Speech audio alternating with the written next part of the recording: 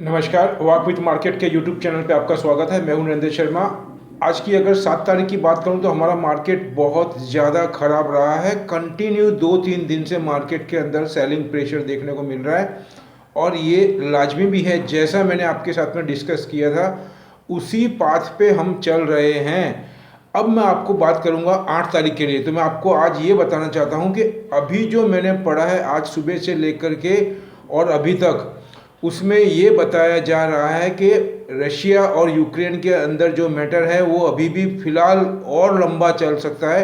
और उसमें जो बूचा करके वहाँ पे एक जगह है, वहाँ पे बहुत ज़्यादा लोग की हताहत हुई और पूरा का पूरा एरिया के अंदर बहुत ज़्यादा डैमेज हुआ है।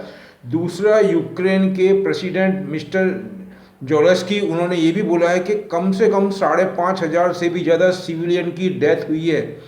पूरे यूक्रेन की बात कर रहा हूँ, सिविलियन की। अब डिफेंस की बात तो छोड़िए, दूसरा ये भी एक मैसेज आ रहा है अभी कि अभी भी क्रूड ऑयल को 150 जाने से कोई रोक नहीं सकता है, ऐसा माहौल बना हुआ है। अब आप ये सोचिए, जब इतने बैड न्यूज़ है तो कैसे मार्केट सस्टेन करेगा या अप जाएगा? सस्टेन करना भी मुश्किल है।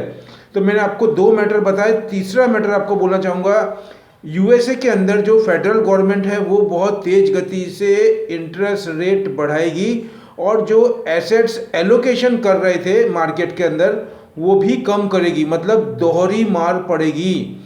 और वहाँ पे इन्फ्लेशन का मैटर बहुत ज़्यादा तूल पकड़ रहा है, उसी की वजह से फेड के ऊपर प्रेशर है।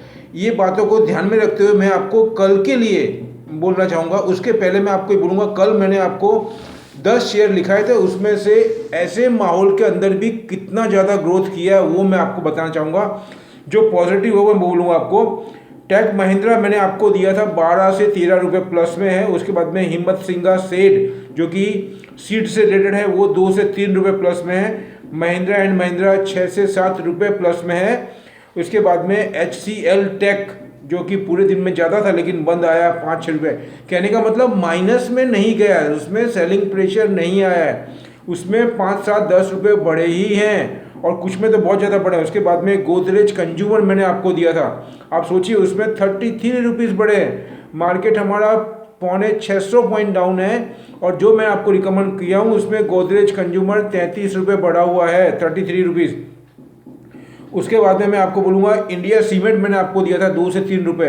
उसके अलावा मैं आपको 2-3 दिन का अगर याद दिलाना चाहूँ तो हिंदुस्तान एरोनॉटिक मैंने आपको दिया है, वो आप देख सकते हैं। हिंदुस्तान एरोनॉटिक वो आप देखिए कितना रुपये बढ़ा हुआ है। उसके बाद में UPL आप देखिए, ये सभी आइटम मैं आपको दे चुका हूँ आपको 5-7 दिन के अंदर ही।